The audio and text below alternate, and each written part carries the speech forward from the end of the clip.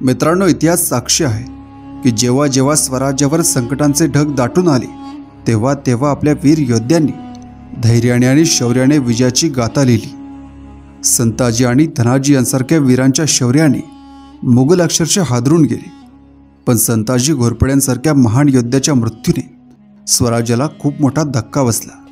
लवकरच छत्रपती राजाराम महाराजांच्या अकाली मृत्यूने मराठा साम्राज्य कोसळण्याच्या उंबरठ्यावर आले।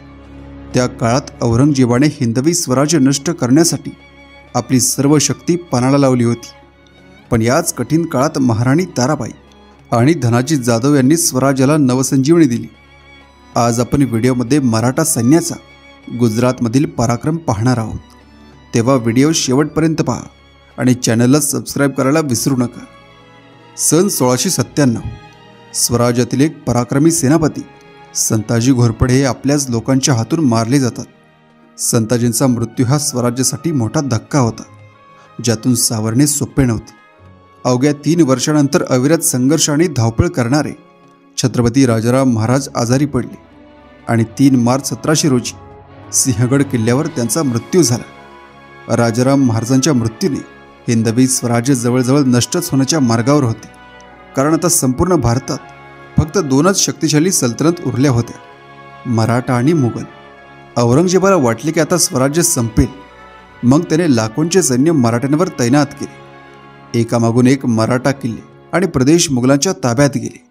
स्वराज्याच्या सीमा आता अगदी छोट्या क्षेत्रापुरत्या मर्यादित राहिल्या होत्या।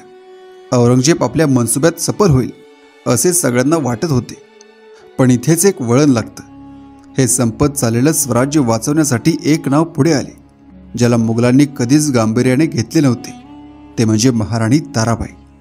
औरंगजेबाने ताराबाईंना सामान्य स्त्री समजले, पण ताराबाई ह्या स्वराज्याचे सरसेनापती हंबीरराव मोहिते यांच्या कन्या होत्या हे त्याला माहीत नव्हते। त्यांनी लहानपणापासूनच राजकारण आणि युद्धशास्त्राचे शिक्षण घेतले होते। ताराबाईंनी ठरवले की ते कोणत्याही किमतीत स्वराज्य वाचवेल। त्यांनी धनाजी जाधव, उदाजी चव्हाण, कान्होजी आंग्रे, बाळाजी विश्वनाथ यांसारख्या थोर मराठा सरदारांना एकत्र केले आणि मुघलांविरुद्ध आघाडी उघडली। ताराबाईंनी आपल्या युद्धनीतीने मुघलांनी ताब्यात घेतलेले सिंहगड, राजगड, पन्हाळा, पवनगड हे किल्ले पुन्हा जिंकले। त्यांच्या नेतृत्वाखाली स्वराज्याने नवी उंची गाठली। पण आता मुघलांचा प्रभाव असलेल्या गुजरातमध्ये जाऊन तेथे पराक्रम दाखवण्याची वेळ होती। संताजी घोरपड्यांच्या मृत्यूनंतर धनाजी जाधव स्वराज्याचे सेनापती झाले। त्यांच्याबरोबर मराठा सैन्याने विदर्भ, नंदुरबार, त्रिचन्नापल्ली, विजापूर आणि माळवा यांसारख्या मुघल भागात आपला झेंडा रोवला। पण गुजरातमध्ये जाणे हे धनाजींचे सर्वात मोठे आव्हान होते। त्यावेळी गुजरात हा मुघल साम्राज्याचा सर्वात समृद्ध प्रदेश होता। औरंगजेबाने आपला मुलगा मोहम्मद आझम याला गुजरातचा सुभेदार म्हणून नेमले होते। धनाजी जाधवांनी मराठा सैनिकांसह गुजरातवर हल्ला करण्याचे ठरवले। त्यांच्या युद्धनीतीची पहिली पायरी म्हणजे मुघल सैन्याच्या ताकदीचा अंदाज लावणे। 4 मार्च 1706 रोजी नर्मदा नदीजवळ रतनपूर येथे मराठा आणि मुघल सैन्यात भीषण युद्ध झाले। धनाजी जाधवांनी प्रथम आपल्या सैन्याला मागे हटण्याचा आदेश दिला। मुघलांना वाटले की मराठा सैन्य कमकुवत झाले आहे, मग त्यांनी मोठमोठ्या घोषणा देत विजयाचा आनंद साजरा करण्यास सुरुवात केली। पण हा मराठा सैन्याच्या युद्धनीतीचा भाग होता। रात्रीच्या अंधारात धनाजी जाधवांनी आपल्या घोडेस्वारांसह मुघलांच्या छावणीवर अचानक हल्ला केला। धनाजी जाधवांनी आपल्या सैन्यासहित मुघलांवर जोरदार हल्ला केला। रतनपूरच्या युद्धात मराठ्यांनी मुघल सैन्याचा नाश केला।